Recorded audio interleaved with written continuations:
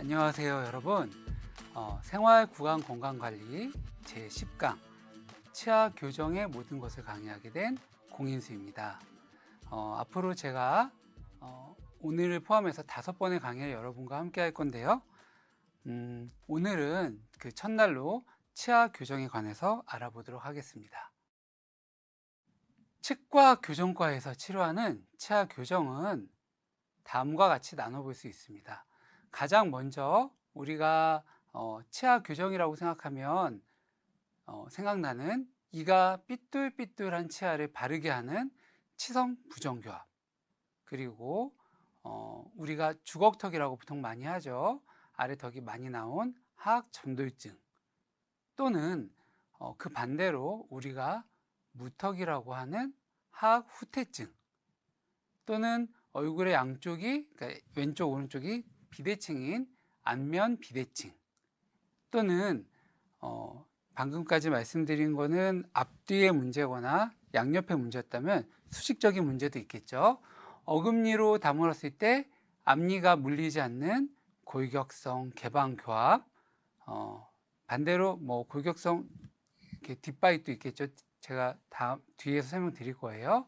또한 치아 우식증이나 잇몸 문제가 있을 때, 그런 즉 보철이나 치주적인 문제가 있을 때 하는 교정, 그리고 요즘에는 이제 투명 교정 장치라고 해서 투명 교정 장치를 이용하는 교정도 있고요. 선천적인 질환, 그래서 굳은 구개열 등이 있을 때 하는 교정 등이 있습니다. 그래서 이런 것들에 대해서 저희가 이제 하나씩 알아볼 건데요. 자, 그럼 방금 말씀드린 치과 교정과에서는 어떤 진료를 하게 될까요? 방금 제가 여러분께 말씀드린 대로 치과 교정과에서는 지금 한번 슬라이드를 읽어 보시면 도움이 되실 텐데요. 2개 악안면의 성장 발육과 부정교합, 치아, 턱, 안면 이상을 치료하며 치료에서 심미적인 개선부터 시작해서 발음, 그리고 씹기 등의 기능 회복을 하게 됩니다. 또한 우리가 이제 삐뚤빼뚤한 치아를 가지런하게 정돈하고, 그렇게 함으로써 우리의 기능적인 문제를 해결, 또 심미적인 문제를 해결, 기능과 심미가 해결되면 그로 인해서 심리적인 회복까지 하게 됩니다. 이러한 교정 대상은 우리가 성장 조절을 하는 어린아이들부터, 소아부터 나이가 많이 드신 노인층까지 다양한데요. 제 환자 중에서는 한쪽에는 틀니를 하고 한쪽은 교정하셨던 노인도 있습니다. 또 교정장치는 우리가 꼈다 뺐다 하는 가철성 장치부터요, 우리가 보통 브라켓이라고 얘기하는 고정성 장치를 이용해서 하는 그러니까 교정하면 생각나는 그런 장치들까지 다양하게 있습니다. 또한 필요에 따라서는 양악수술 등 수술이 함께하는 경우도 있습니다. 이러한 치아 교정은 치과 파트에서도 조금 더 특별한 파트이기 때문에 꼭 치과 교정과 전문의 선생님에게 진료받으시는 게 중요한데요. 치과 교정과 전문의는 대한치과교정학회 사이트에서 검색이 가능합니다. 제가 좀 이따가 어떻게 찾는지도 다 설명드리겠습니다. 자, 그러면 일단 우리가 생각하는 그 교정, 교합, 이런 것이 무엇인지를 한번 봐야겠죠. 교합이란 말을 혹시 들어보셨나요? 교합이란 것은 말 그대로 윗니와 아랫니가 맞물리는 것을 말합니다. 그러면 이 교합의 종류에 대해서 한번 우리가 알아봐야겠죠. 교합은 우리가 그 분류를 할 때 가장 많이 쓰는 것을 앵글의 클래시피케이션이라고 해서 앵글이란 사람이 만든 분류법입니다. 앵글의 분류법에서는 상악 제1대구치, 그러니까 첫 번째 큰 어금니와 하악 제1대구치, 아래의 제일 큰 어금니, 첫 번째 큰 어금니의 관계가 가장 기준인데요. 정상교합은 여기 슬라이드에 정상교합이라고 되어 있는 것처럼 이렇게 상악 제1대구치가 하악 제1대구치보다 반칸 정도 뒤로 물리고 모든 치열이 가지런할 때를 말합니다. 우리가 슬라이드에서 봐도 모든 치아가 깍지 끼듯 이렇게 깍지 끼듯 하나씩 잘 맞아 있죠. 보통 벽돌을 쌓아 놓은 것처럼 한 칸에 두 개의 치아가 이렇게 지그재그로 이렇게 쌓여 있는 게 그리고 이가 촘촘하게 있는 게 이제 정상교합이고요. 어금니의 위치는 맞지만 아까 말씀드린 대로 그 슬라이드에서는 이게 제가 줄을 그어놨죠. 어금니의 위치는 까만 줄로 어금니의 위치는 맞는데 앞에 보니까 치아가 덧니가 있거나 이렇게 삐뚤빼뚤하거나 또는 이 사이가 많이 벌어져 있는 경우, 그거는 어금니의 관계는 1급이지만 부정교합이기 때문에 제1급 부정교합이라고 합니다. 2급 부정교합, 제2급 부정교합은 아까 말씀드렸던 그 위에 제1대구치와 아래 제1대구치 위치에서 아래 제1대구치의 위치가 뒤로 가 있는 경우입니다. 그래서 보통은 우리가 얼굴을 봤을 때는 무턱 같이 보인다고 많이 얘기합니다. 슬라이드에서 보면은 그 까만색으로 제가 줄 그어 놓은 게 아래가 뒤로 가 있죠. 네. 지금 슬라이드에서 보면은 제2급 부정교합이 두 가지 그림이 있는데요. 그 첫 번째, 아래 어금니가 뒤로 가 있는데 윗니가 앞으로 이렇게 튀어나온 경우, 이런 경우는 2급 서브 디비전 1이라고 하고요. 아래 어금니가 뒤로 갔고 윗니가 서 있는 경우는 제2급 중에 서브 디비전 2라고 합니다. 뒤에서 한 번 더 말씀드릴게요. 그리고 반대로 3급 부정교합은 하악의 위치가 앞으로 많이 나와 있는 경우를 뜻합니다. 슬라이드에서 보면 까만 선이 위에보다 아래가 앞으로 나와 있죠. 보통 이런 경우는 얼굴이 주걱턱 같은 양상을 많이 보이게 되고요. 우리가 양악수술을 많이 하는 케이스가 됩니다. 보통 같은 정도의 클래스 2, 2급 부정교합과 3급 부정교합이 있다면 사실 우리나라 같은 경우는 2급 부정교합의 경우에는 그렇게 많이 흉하게 보지 않는데요. 3급 부정교합의 경우에는 많이 안 좋게 보이는 경향이 있어서 같은 정도의 심도로 문제가 있을 경우에는 3급 부정교합은 수술을 많이 하는데 2급 부정교합은 그보다 수술을 적게 합니다. 또 그 외에 이렇게 그러니까 방금 말씀드린 수평적인 문제 말고 수직적인 문제가 있는 경우도 있는데요. 그런 경우는 개방교합이나 과개교합이라고 합니다. 개방교합, 영어로 오픈바잇이라고 하는데요. 개방교합은 이렇게 어금니로 물고 있는 경우에 앞니가 벌어져 있는 경우고요. 저희 환자 같은 경우에 보통 이런 경우에 병원에 왔을 때 이렇게 얘기하죠. 원장님, 교수님, 햄버거를 먹는데 빵은 물리는데 패티는 다 빠져나와요. 이런 식으로. 그래서 교정이 끝나고 나면 이제 햄버거를 먹을 수 있다고 되게 좋아하는 경우도 있고요. 반대로 과개교합은 아랫니가 보이지 않을 정도로 윗니가 아랫니를 깊게 무는 경우를 뜻합니다. 자, 그러면 지금부터 교정 진료에 관해서 말씀드리겠습니다. 치과 교정 진료란 조화로운 턱 얼굴 관계와 정상적인 교합을 유도함으로써 또 유도 또는 형성함으로써 치아와 구강 및 턱 얼굴의 건강과 정상적인 저작, 조음, 호흡, 연화 등 구각 안면부의 기능, 악습관의 제거, 정상적인 성장 발육, 또 심리적으로 보다 우수한 안모와 또 외상 가능성의 감소를 하고 그럼으로써 아까 계속 말씀드렸지만 심리적인 장애의 제거를 가져다 줄 수 있으며 또 다른 치과 치료를 시행하기 위해 그 전후에 치과 교정 치료가 필요하기도 합니다. 그럼 우리가 잘 알고 있는 일반적인 교정 진료에 대해서 한번 알아보도록 하겠습니다. 우리가 보통 교정 하면 생각하는 교정 진료는 이렇게 장치, 브라켓과 와이어를 이용해서 삐뚤 치아를 펴는 건데요. 자, 삐뚤빼뚤한 치아가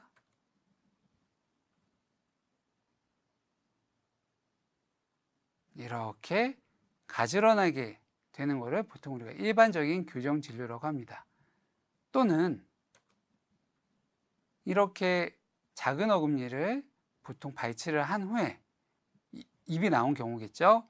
또는 이가 많이 삐뚤 경우에 작은 어금니를 발치하고 이렇게 발치 공간을 이용해서 돌출된 입을 집어넣는 것을 가장 많이 보는 일반적인 교정 진료라고 합니다. 자, 옆에서 보면 이렇게 발치된 공간을 이용해서 입을 넣는 거죠. 그렇게 되면 얼굴 모양은 이렇게 옆에서 봤을 때 입이 들어가게 됩니다. 코랑 턱의 위치는 전혀 변하지 않았는데요. 이렇게 입이 들어가게 되면 상대적으로 코도 오똑해지고 턱도 턱 부분에 이제 S커브가 생기면서 얼굴이 조금 더 매력적이고 예쁜, 우리가 심미적으로 더 개선이 되었다고 할 수 있죠. 제가 방금 보여드렸던 거를 이제 환자 케이스로 보여드리면 이해가 편하실 것 같아서요. 제가 일반적인 교정진료 환자들을 지금부터 보여드리겠습니다. 이 환자분은 옆모습, 얼굴 모습은 괜찮습니다. 다물었을 때의 얼굴 모습은 꽤 매력적이고 괜찮은 환자분인데요. 치아를 보면 위아랫니가 많이 삐뚤어져 보기 좋지 않은 상태죠.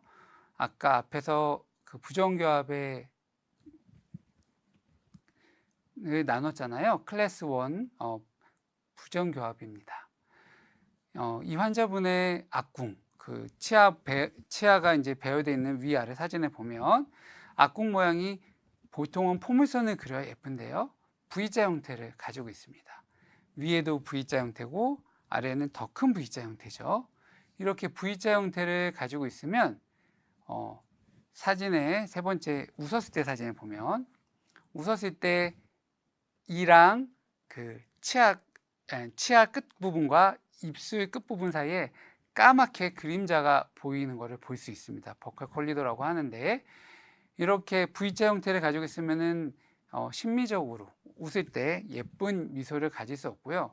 그리고 치아도 삐뚤기 때문에 입을 다물었을 때는 되게 인상이 좋았다가 웃거나 말할 때는 그보다는 좀 인상이 덜하는 걸 알 수 있습니다. 그리고 물론 씹거나 하는 것도 힘들어 하셨고 이분은 또 특이하게 뒤에 작은 어금니와 큰 어금니들도 안으로 다 누워 있었습니다.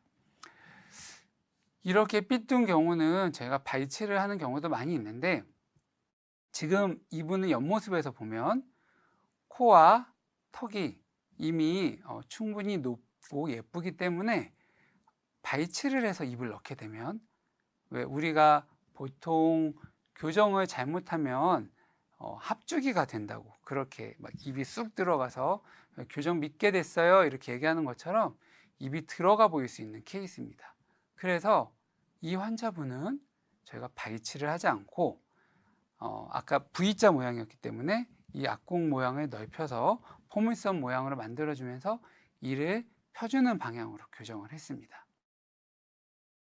교정 후의 모습인데요. 말씀드린 대로 악궁 모양을 포물선 모양으로 회복해주고 배열도 바르게 함으로써 얼굴 모양도 그대로 유지되고 웃었을 때 미소 라인도 예쁘게 형성됨을 볼 수 있습니다. 아까 말씀드렸던 기억나시죠? 웃었을 때 치아 끝나는 부분하고 입술이 끝나는 부분 사이에 까맣게 그림자졌는데 지금은 원근감이 자연스럽게 유지가 되죠. 미소 라인이 훨씬 밝고 환하게 웃을 수 있는 안모가 되었습니다. 물론 치아 배열도 가지런하고요. 이 환자분의 교정 전후의 사진인데요. 보시면 위에가 교정 전, 아래가 교정 후입니다. 교합도 맞춰졌고요. 치아 배열도 가지런하게 맞춰졌습니다. 자, 다음 환자는 앞에 환자보다 더 치아가 많이 삐뚤하죠.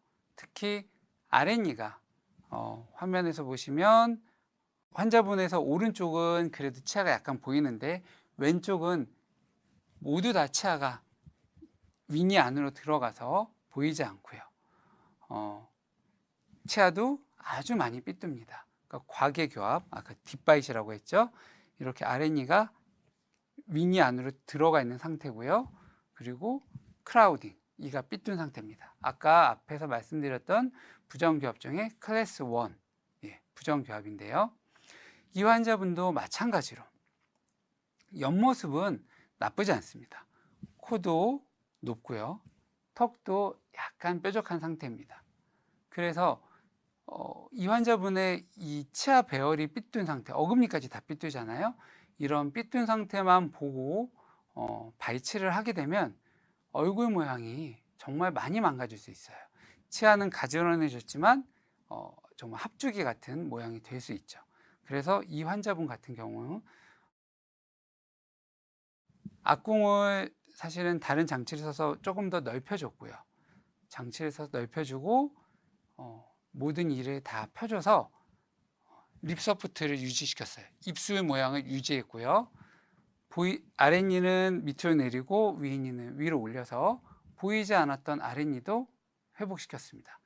이렇게 되면 심미적인 회복과 자신감, 즉 심리적인 회복이 함께 될 수 있습니다.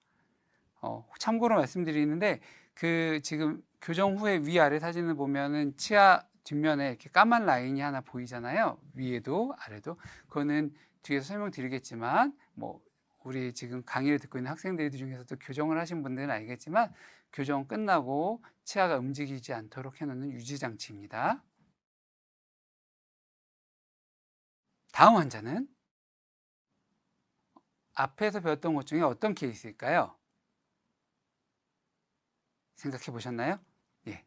아래 어금니가 뒤로 많이 들어가고 윗니가 앞으로 나와 있는 클래스 2고요. 클래스 2에서도 아까 제가 디비전이 1, 2가 있다고 했잖아요.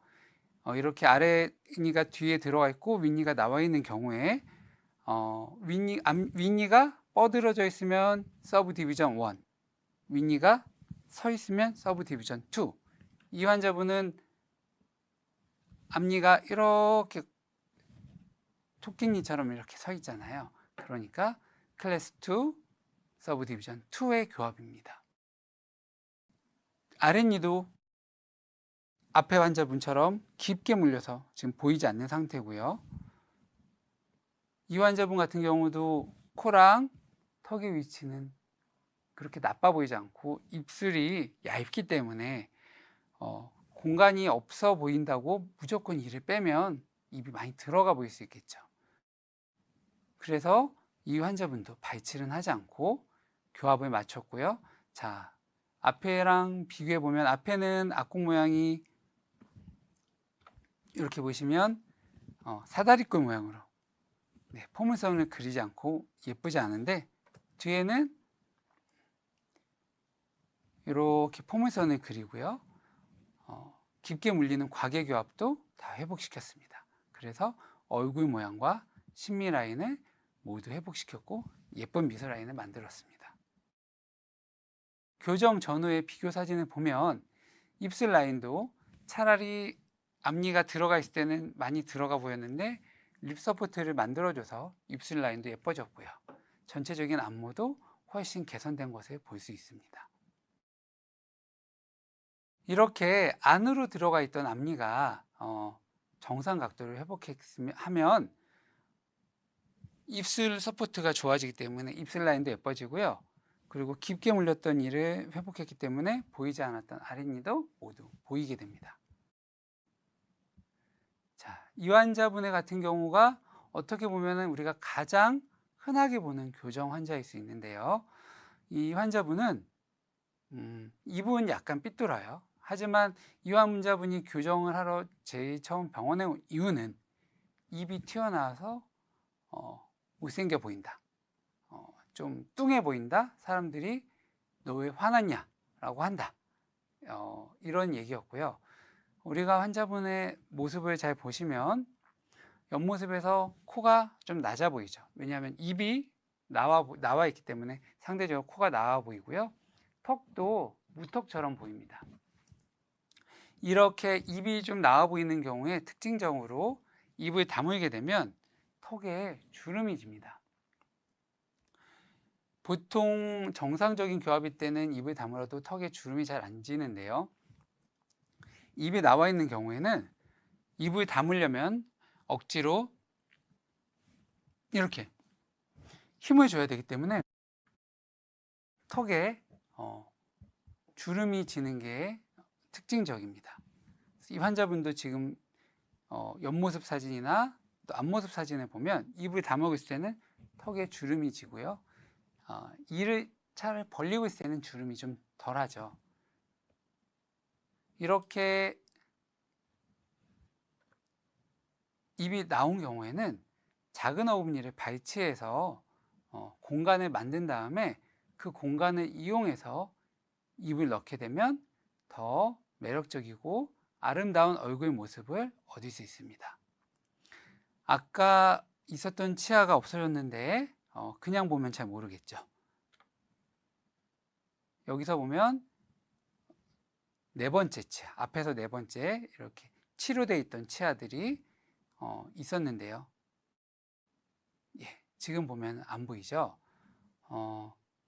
발치했던 치아를 발치하고 공간이 있지만 교정으로 그 공간을 완벽하게 메꿔줘야 됩니다. 그렇게 되면 사실은 발치했다는 사실도 잘 모르는 경우도 있고요. 옆모습에서도 코와 턱이 높아져서 더욱 매력적이고 예쁜 안모가 됩니다. 또한 다물었을 때 턱에 주름지는 것도 많이 개선됩니다. 자, 이 환자의 경우에는 앞에 환자랑 비슷하게 입이 튀어나왔는데 또 다른 게 한 가지 있죠. 무엇일까요? 앞에 환자와 다르게 앞니가 다물리지 않습니다. 어금니로 물어도 다물리지 않는다는 거죠. 아까 분류해서 제가 뭐라고 말씀드렸는지 기억나시나요? 예. 이 환자분은 개방교합, 영어로는 오픈바잇이라고 합니다. 이 환자분은 오픈바잇이라는 케이스입니다. 물론 입도 튀어나왔고요. 오픈바잇을 해결하는 방법은 보통 간단하게 생각하면 두 가지가 있습니다. 입이 튀어나오고 오픈바잇이 있는 경우에는 앞에 환자처럼 작은 어금니를 발치해서 입을 넣으면서 오픈바잇을 닫는 거고요. 입이 튀어나오지 않은 경우에는 발치를 하지 않고 어금니를 하나씩 뒤로 밀면서 앞에를 쫙 이렇게 세워주는 건데요. 제가 보여드리겠습니다. 이 환자분의 경우에는 옆에서 봤을 때도 입이 나왔고 다물었을 때 말씀드린 대로 턱이 주름이잖아요. 그렇기 때문에 이렇게 발치를 하고 입을 넣으면서 오픈바잇을 닫았습니다. 교정 후의 모습을 보면 교정 전과 다르게 위아래가 예쁘게 닫혀 있고 옆모습도 개선이 돼서 코랑 턱의 라인이 살아나고 입술도 이렇게 예쁘게 들어가 있는 걸 볼 수 있죠. 입술 라인도 괜찮고요. 반대로 반대는 아니죠. 예. 다른 경우인데요. 이 환자분도 앞에 분과 똑같은 오픈바잇입니다. 근데 이 환자분은 앞에 환자와 다르게 입이 많이 나오진 않았죠. 그래서 이 환자분의 경우에는 작은 어금니를 빼는 게 아니라 멀티루프라고 하는 철사를 이용해서 어금니를 끝에서부터 하나씩 뒤로 밀고 세우면서 이렇게 어금니를 세우면서 앞에 니도 세우는 방법으로 교정했습니다. 조금 복잡하기 때문에 제가 그 멀티루프는 따로 보여드리진 않을 거고요. 그래서 이렇게 보시면 어금니로 물었지만 앞니가 다 떠 있었지만, 자, 교정 후의 모습입니다. 치아는 개수는 그대로입니다. 얼굴 모양도 많이 바뀌진 않았습니다. 하지만 교합은, 이는 아주 예쁘고 가지런하게, 그리고 위아랫니가 벌어졌던 게 예쁘게 닫혀 있죠. 이제 앞니로 뭐 햄버거를 먹든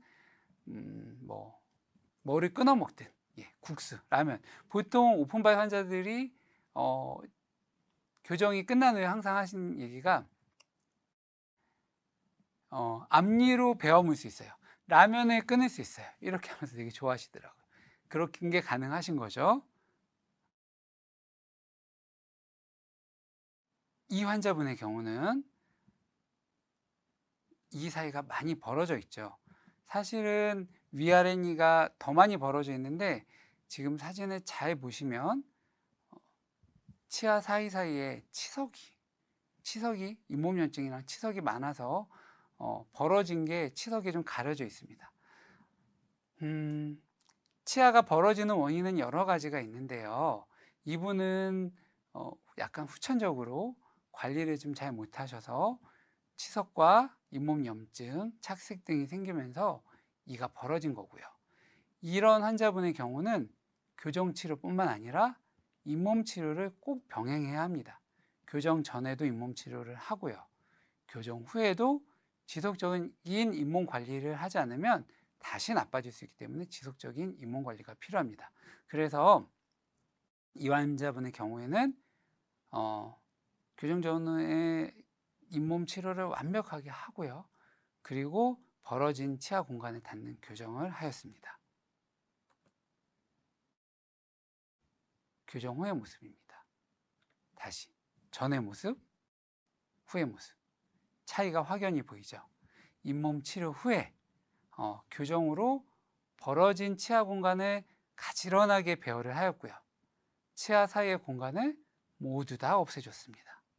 교정 전보다 훨씬 가지런하고 깨끗한 미소를 가지게 되셨겠죠? 예. 물론 이 이후에 계속 관리를 하는 게 훨씬 더 중요합니다. 자, 이제까지 그냥 우리가 교정하면 생각하는 일반적인 교정에 대해 설명드렸습니다. 그럼 이제는 조금 더 특별한 교정 치료에 대해서 말씀드려 보겠습니다. 특별한 교정 치료 무엇이 있을까요? 첫 번째로 보여드릴 거는 스크류를 이용한 교정 방식입니다. 스크류를 이용한 교정 방식이라, 스크류라. 보통 교정용 스크류라고 제가 얘기하는데요. 말 그대로 그냥 작은 나사못입니다. 작은 임플란트 자체가 이제 인체에다가 넣는, 보통 우리가 인공치아라고 하지만 인체에 박아 놓는 나사를 얘기하는 거고요.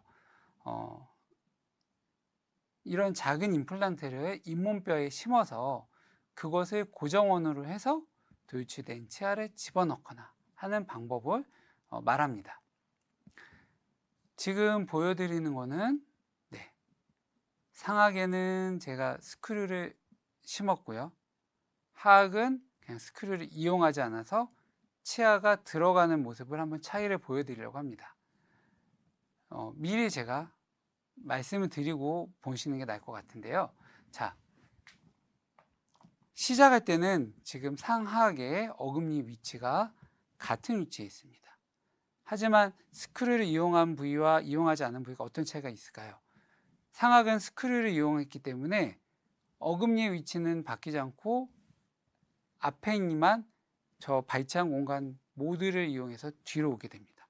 하지만 아래는 스크류가 없기 때문에 앞에 니가 뒤로 오는 만큼 아래 니도 앞으로 나가게 됩니다.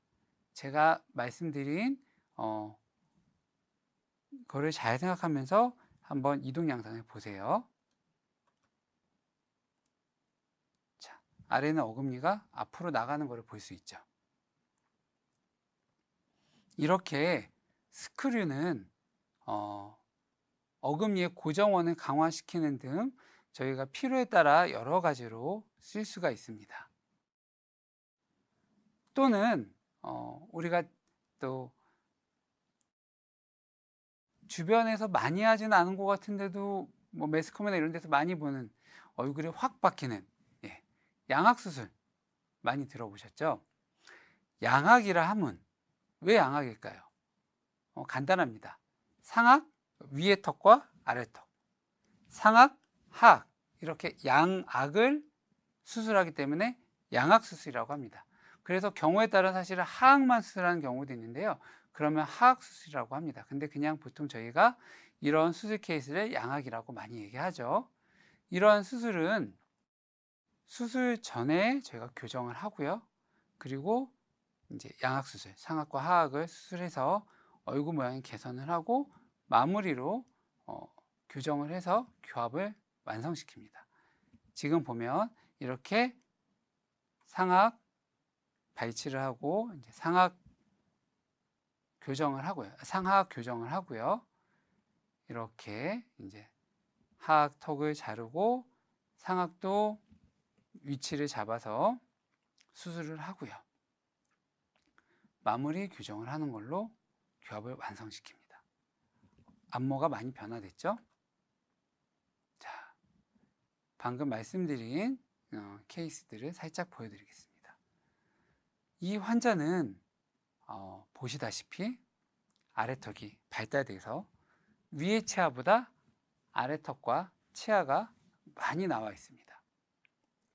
어금니도 아까 저희가 처음에 분류에 말씀드렸죠. 위아래가 맞지 않고요. 아래 치아가 아래 어금니 제가 말씀드렸던 제1대구치가 거의 한 칸에서 두 칸 정도까지 위에보다 아랫니가 많이 나와 있습니다. 우리가 보통 주걱턱이라고 많이 말했죠. 옆모습에서 주걱턱이라고 하는 그런 케이스고 아래턱이 많이 나와서 양악수술이 필요한 케이스였습니다. 이런 환자분들은 또 특징적으로 보통은 저희가 옆에서 봤을 때 이렇게 보여드려야 될까요? 옆에서 보여드렸을 때 위턱의 위의 치아, 아래턱의 아래 치아가 이렇게 각도를 가지고 있는데요. 참고로 말씀드리면 아래턱이 나오게 되면 아래턱이 이렇게 발달을 하잖아요. 그러면 치아들은 같이 만나고 싶어 해요. 그래서 이렇게 아래턱이 나오는 환자분들은 특징적으로 윗니는 이렇게 뻗어지고 아래는 이렇게 뒤로 눕게 됩니다. 이 환자도 마찬가지겠죠. 반대로 아래턱이 들어가 있는 환자는 아랫니가 이렇게 나오고 위에가 서 있는 경우가 많습니다. 이게 클래스 2 디비전 2라고 했죠. 물론 이렇게 물려서 아래턱이 들어가 있음에도 불구하고 윗니가 앞으로 뻗어진 환자도 많이 있습니다. 이게 클래스 2 디비전 1이고요. 이 환자분의 경우에는 수술 전 교정을 하고 그러니까 수술 전 교정을 하고 수술을 하고 그리고 마무리 교정을 하는 치료 계획으로 이제 교정을 하는데 상악은 4번째 치아, 하악은 5번째 치아를 발치하고 교정을 한 후에 수술로 안모를 개선시키는 계획이었습니다. 보통 이런 경우는 교정으로 방금 말씀드린 발치 공간을 모두 없앤 뒤에 수술을 하게 되는데요. 이 환자분의 경우에는 갑자기 교정 중에 군대에 가야 돼서 수술 일정을 조금 앞당겼습니다. 그래서 이렇게 슬라이드에 보면은 발치한 공간이 남아 있습니다. 그러니까 교정을 하고 있는 중에 먼저 수술을 해서 얼굴 안모의 개선을 먼저 했습니다. 보시면 얼굴은 수술 전, 수술 후 많이 개선이 되었죠. 교합은 아직 끝나지 않았습니다. 그래서 이제 교정은 안 끝났지만 수술을 먼저 했고요. 자, 그 후에 제대도 하고 머리도 잘하고 교정도 마무리된 모습입니다. 치아 배열도 가지런하고요. 아까 발치했던 공간도 모두 없어졌고요. 교합도 잘 맞고 옆모습에서도 코와 턱의 라인, 입술 라인, 대칭도 아주 자연스럽고 예쁘죠. 이렇게 교정을 함으로써 환자분의 심미적, 기능적, 그리고 심리적인 회복을 할 수 있습니다. 자, 이 환자의 경우도 마찬가지입니다. 옆에서 보면 하악이 많이 발달된 것을 알 수 있는데요. 어금니 치아가 거의 한두 칸 정도 앞으로 나가 있는 것을 볼 수 있습니다. 우리가 알고 있듯이 윗니가 아랫니를 덮어주는 게 정상인데 이 환자분은 아랫니가 윗니를 덮고 있죠. 특히 환자분의 얼굴을 기준으로 봤을 때 아래턱이 좌측으로, 환자분의 얼굴을 기준으로 좌측으로 삐뚤어져 있어서 왼쪽은 어금니 쪽조차 윗니가 아랫니를 덮지 못하고 있습니다. 게다가 그 결과로 얼굴 자체도 왼쪽, 환자분의 기준으로 얼굴이 왼쪽으로 틀어져 보임을 알 수 있습니다. 그러면 이 친구는 어떻게 교정을 해야 될까요? 일단은 발치를 하지 않고 위아래 치어를 맞춘 후에 수술을 해야 했습니다. 말씀드린 대로 이는 빼지 않고 비발치로 교정한 후에 양악 수술을 하고 교합과 안모를 개선시켰습니다. 자, 교정 전의 모습은 찾아보기가 힘들죠. 전의 모습, 후의 모습, 교합도 맞고 안모도 개선되고 비대칭도 같이 해결했습니다. 중앙선을 보면 위에 니의 가운데와 아래 니의 가운데를 보면 맞춰진 걸 알 수 있죠. 그러면 지금과 같은 치아 교정을 받아야 하는 경우는 어떤 경우가 있을까요?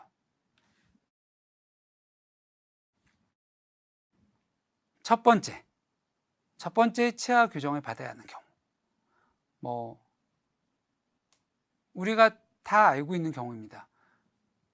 우리는 이걸 저희가 이제 보통 크라우딩이라고 얘기하는데요. 교정 중에 가장 흔한 경우입니다. 왜냐하면 이렇게 치아가 삐뚤빼뚤하면 당연히 치아는 보기도 흉하고요. 치아 사이사이에 음식 찌꺼기도 많이 끼기 때문에 치아 우식증에도 많이 이완이 됩니다. 물론 이런 이유가 없더라도 이렇게 치아가 삐뚤빼뚤하면 그냥 심미적인 이유로 누군가 너 교정해 이런 얘기를 하지 않아도 본인이 그것을 개선하기 위해서 교정을 하는 경우가 제일 많습니다. 그래서 저희가 교정하러 온 환자분들한테 교정 왜 하고 싶어요? 라고 했을 때 가장 어렵게 대답하시는 분들은 예뻐지려고요 라고 얘기하는데 보통 그런 경우가 이렇게 치아가 삐뚤거나 아니면 입이 돌출되어 있거나 나와 있는 경우가 많습니다. 그럼 그거 외에 이제 치아가 삐뚤 경우 외에 어떤 경우가 있을까요? 한번 생각을 해보시고 다음 슬라이드에 보여드리겠습니다. 생각해 보셨나요? 자, 생각한 경우인가요? 치아가 돌출된 경우. 방금 앞에서 말씀드렸죠? 치아가 돌출되면 인상이 촌스럽고 보기가 좋지 않겠죠. 또 이렇게 앞니가 튀어나와 있는 경우에는 넘어지거나 또 누군가 부딪히거나 또 사고로 앞니가 다치기 쉬운데요. 보통 정상 가지런한 치아를 가지고 있는 사람보다 앞니가 튀어나온 사람들에 있어서 앞니가 사고로 다치거나 깨지거나 손상을 입을 가능성은 3배가 높습니다. 그러니까 내가 앞니가 많이 튀어나오신 분들은 내가 뭐 훈련 중에 팍 부딪혀서 다친다거나 할 가능성이 3배는 높겠죠. 그러니까 그런 분들은 안전을 위해서도 교정을 하는 게 도움이 될 겁니다. 또한 앞니가 나오게 되면 아래 앞니가 과도하게 윗니 안쪽으로 자랄 수도 있겠죠. 그러면 입천장을 씹게 돼서 발음도 좋지 않고 잇몸도 좋지 않을 수 있습니다. 치아 교정을 받아야 하는 커다란 이유 중에 하나는 조금 전 제가 특별한 교정 케이스에서 보여드렸던 것처럼 주걱턱에 의해서 아래 위의 치아가 거꾸로 물리는 경우도 있습니다. 튀어나온 아랫니는 보기에도 흉하고 또 윗니와도 잘 맞지 않아 충돌을 일으켜서 치아 손상을 일으키기도 합니다. 이런 경우에는 저희가 교정과 함께 아까 봤던 것처럼 뭐 양악수술이나 이러한 수술을 병행하는 경우도 많이 있습니다. 다음 또 치아 교정을 받아야 하는 많은 이유 중에 하나는 윗니가 아랫니를 완전히 덮는 경우도 있습니다. 앞에서 계속 들었던 얘기니까 이제는 좀 익숙하죠? 저희가 과계교합, 영어로는 딥바이시라고 하는데요. 이렇게 윗니가 아랫니를 완전히 덮어서 아랫니가 보이지 않으면 아랫니가 윗니 바로 입천장을 씹어서 다치거나 아플 수 있고요. 아랫니의 마모 또한 촉진될 수 있습니다. 그러면 그 다음엔 뭐가 있을까요? 바로 반대로 앞의 케이스에서 제가 보여드렸던 개방교합, 즉 오픈바이시라고 하죠. 어금니로 다물었을 때 앞니 사이가 뜨는 경우입니다. 앞니 사이가 뜨면 음식물을 제대로 씹지 못하고요. 제가 환자분들 얘기 들어보면 아까 말씀드렸던 대로 햄버거를 먹지 못해요 이런 분들도 있고, 모든 음식을 이제까지 계속 그렇게 살았기 때문에 어금니로 가져가서 일단 씹을 때는 어금니로 끊었어요 라고 하는 경우가 많았거든요. 이렇게 음식을 제대로 씹지 못하고 말할 때 발음도 세며 미관상으로도 좋지 않습니다. 이런 경우에 교정을 하면 좋겠죠. 또 다른 경우로는 어금니가 거꾸로 물리는 경우도 있습니다. 보통 우리가 정상적인 교합이라고 할 때는요, 교합은 윗니가 상자 뚜껑처럼 아랫니를 덮어줘야 됩니다. 그런데 가끔 한 부위 또는 여러 부위에서 아랫니가 윗니를 이렇게 거꾸로 무는 경우가 있습니다. 이런 경우에는 윗턱이 아래턱보다 좁은 경우가 많이 있고요. 또는 아까 제가 수술 케이스에서 보여드린 것처럼 턱이 한쪽으로 쏠려서 얼굴에 비대칭을 야기할 수도 있습니다. 물론 선천적 또는 후천적으로 치아가 없는 경우에도 치아가 없는 자리로 그 치아가 하나 없으면 그 빈 공간으로 옆에 치아들이 이동하게 되거든요. 옆에 치아들은 이동하고 기존의 자리들은 공간이 벌어지게 되겠죠. 기존의 치아 사이들은 공간이 생겨서 이가 점점점 틀어질 수 있습니다. 그래서 보통 저희가 이를 빼면, 이가 빠지면 빨리 해넣어야 돼요 라고 말씀드리는 이유는 그렇게 이가 움직이는 것을 막기 위해서입니다. 그렇기 때문에 교정을 할 때는 발치를 하더라도 교정으로 그 공간을 다 메꾸기 때문에 상관이 없죠. 그런데 교정을 하지도 않고 그 이를 보철물로 다음 시간에 보철은 배울 텐데 그 공간을 회복하지도 않으면 이를 뺀 자리에 옆에 있는 이들이 쓰러지고, 반대편 아랫니를 빼면 윗니가 내려오거나 윗니를 빼면 아랫니가 올라가면서 교합이 다 틀어지게 됩니다. 이런 경우에도 교정을 해서 적절한 공간 배분을 해주고 필요한 경우에는 보철 치료를 같이 해줘야 합니다. 엄지손가락을 빨아서 개방교합이 생기거나 치아가 삐뚤삐뚤한 경우도 있는데요. 그러니까 이런 엄지손가락을 빨거나 사실은 뭐 혀를 내밀거나 하는 이런 습관이 있을 때도 이렇게 잘못된 습관이 오랫동안 되면 치아와 잇몸뼈가 변화가 생기는데요. 물론 첫 번째는 이런 잘못된 습관, 뭐 엄지손가락을 빠는 습관을 고쳐야 되고요. 습관이 고쳐진 후에는 변형된 치열과 교합도 바르게 배열을 해줘야 합니다. 그 밖에도 다른 뭐 이러한 문제들이 있으면은 당연히 교정 치료를 담당하는 의사 선생님들과 상의를 해야 되는데요. 음식물 씹기가 어렵다. 또는 나는 발음이 너무 부정확해요. 또는 자면서 이를 빠득빠득 갈거나 악무는 습관이 있다. 또는 턱이 삐뚤어지거나 아니면 입을 벌리고 닫을 때 턱에서 소리가 난다 등입니다. 어쨌든 내가 뭔가 이상하다라고 하면 본인이 혼자 알아서 판단하는 것보다는 전문가를 찾아가서 상담을 받고 아무 문제가 없으면 제일 좋고요. 문제가 있으면 어떻게 해결할지 방법을 찾는 게 가장 좋다고 생각합니다.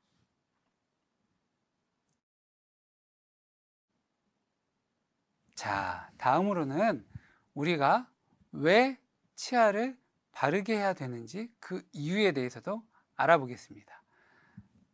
앞에 강의했던 내용들하고 거의 연관이 되기 때문에 이미 여러분들은 어떻게 왜 바르게 해야 되는지도 머릿속으로 어느 정도 정리가 되어 있을 수도 있을 것 같아요. 자, 그게 맞는지 한번 하나씩 확인해 볼까요? 치아를 바르게 해야 되는 가장 큰 이유는 뭘까요? 첫 번째 이유는 아무래도 외모의 개선이라고 할 수 있겠죠. 치아를 평소에 잘 관리해주면 그 치아는 평생토록 여러분을 배신하지 않고 별 문제 없이 잘 쓸 수 있게 됩니다. 게다가 그 치아가 만약에 보기에도 좋다면 더욱더 좋겠죠. 그 치아가 바르게 배열이 되어 있고 썩지도 않고 색상도 예쁘고 또 안모에도 잘 조화가 되어 있다면 웃을 때 훨씬 자신감도 생기고 밝은 미소를 짓기에도 좋을 겁니다. 이러한 이유로 우리의 자신감을 증대시켜서 더욱더 활기찬 삶을 살 수 있도록 도와줍니다.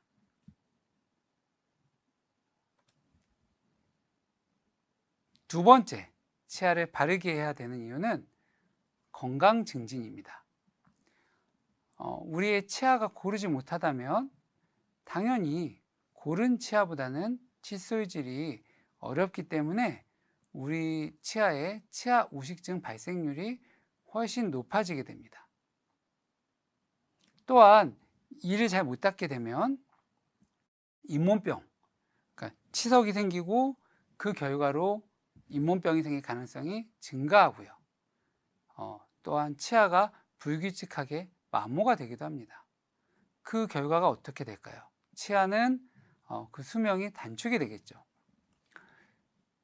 또한 부정교합은 음식물을 잘 씹어먹지 못하게 할 거고요.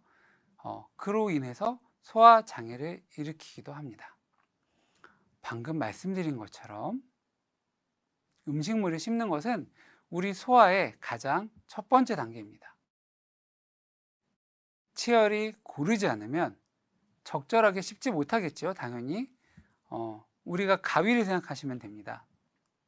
날이 좋은 가위를 써보셨잖아요. 날이 좋은 가위는 우리가 뭔가를 자를 때 쓱쓱쓱쓱 잘 잘리는데 날이 무딘 가위를 생각해 보세요.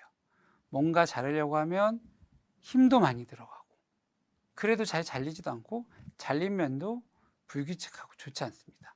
팔에 힘이 많이 들겠죠. 마찬가지입니다. 치열이 고르고 교합이 잘 맞으면 음식물 들어왔을 때 적당하게 몇 번 씹어도 음식물이 잘 씹히고 고르게 분쇄가 되는데요. 치열이 고르지 않고 겹이 안 맞으면 당연히 아무리 오래 씹어도 잘 씹히지 않겠죠. 이렇게 턱에도 무리가 갈 거고요. 이렇게 잘 씹히지 않은 음식물이 위장으로 내려가게 되면 당연히 소화기관들이 더 많이, 더 열심히 일을 해야 합니다. 예. 여러분 계신 곳에서 마찬가지죠. 앞에서 일을 안 하고 나한테 넘어오면 그 다음 사람이 더 고생하게 일을 하게 됩니다. 이렇게 일을 많이 하면 어떻게 될까요? 화가 나겠죠? 예. 이렇게 일을 많이 하면 소화기관은 화가 나요. 노화가 빠를 거예요. 그러므로 교정치료를 받으면 이런 소화기관의 노화 현상을 막을 수 있겠습니다. 결론적으로 이와 같은 이유로 교정치료를 받은 사람은 통계적으로 부정교합을 그냥 방치한 사람보다 전체적인 수명도 더 길고요. 심혈관 질환의 위험도 더 적습니다.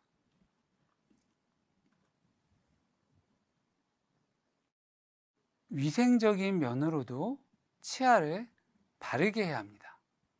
만약 치아가 바르지 못하고 겹쳐 있거나 삐뚤삐뚤하거나 또는 벌어져 있다면 음식 찌꺼기가 많이 끼게 되겠죠. 이런 경우는 치아를 깨끗이 닦기도 어렵고 보기에도 좋지 않습니다. 또한 제대로 이를 닦기가 쉽지 않습니다. 그래서 치아 사이에 음식 찌꺼기가 많이 남아있게 되면 치아 우식증과 잇몸 질환의 원인이 됩니다. 그 결과로 치아를 빼야 되는 경우도 있습니다. 그러므로 치아를 바르게 하는 것은 치아를 건강하게 유지하는 것을 보다 쉽게 해준다는 것을 알 수 있습니다. 또한 치아를 바르게 해야 되는 이유 중에 하나는 치아 마모를 줄인다는 것도 있는데요. 당연히 이가 잘 맞지 않으면 수면 중에 그 맞지 않아 불편한 부위를 없애고 싶어서 무의식 중에 이를 갈게 됩니다. 우리가 이에 치과 치료를 받았을 때 높이가 조금만 달라도 계속 불편해서 이렇게 이를 갈게 되는 거랑 마찬가지인데요. 이렇게 무의식 중에 이를 갈거나 또는 의식 중에도 이를 갈게 되면 치아가 마모되어서 손상을 받을 수 있습니다.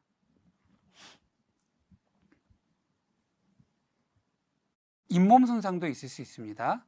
이 내용은 앞에서도 한번 말씀을 드리긴 했는데요. 치아가 과도하게 어긋나게 되면 어긋난 치아들이 잇몸을 자극할 수도 있습니다. 또한 이솔 시에도 치아가 과도하게 어긋나 있으면 어떤 부위는 칫솔이 먼저 닿고 어떤 부위는 닿지 않기 때문에 잇몸이 많이 상할 수도 있습니다. 부정교합은 턱관절 장애의 원인이 되는 경우도 있습니다. 여기서 주의할 것은 턱관절 장애의 모든 원인이 부정교합은 아닙니다. 이해하셨죠? 턱관절 장애가 있다고 모든 사람이 부정교합이 있는 건 아니지만 부정교합 때문에 턱관절 장애가 생길 수 있습니다. 왜냐하면 윗턱과 아래턱을 연결하는 턱관절, 이 부위죠. 그에 연관된 근육 또 신경계에 비정상적인 힘이 작용하게 되면 앞에서 말씀드렸던 제가 가위 얘기했던 것 할 때 말씀드렸던 것처럼 부정교합으로 인해서 윗턱과 아래턱, 가위질을 하는 것처럼 윗턱과 아래턱이 기능을 할 때 그에 연관된 근육이랑 신경들의 비정상적인 힘이 계속해서 작용을 하게 되면 아무래도 턱관절 질환이 생기는 경우가 많이 있겠죠. 그래서 부정교합이 턱관절 질환의 원인이 될 수는 있습니다. 또한 부정교합은 발음 장애를 일으키기도 합니다. 즉 치아와 턱이 제 위치에 있지 않다면 당연히 정확히 발음하거나 말하는 데 문제가 생길 수 있습니다.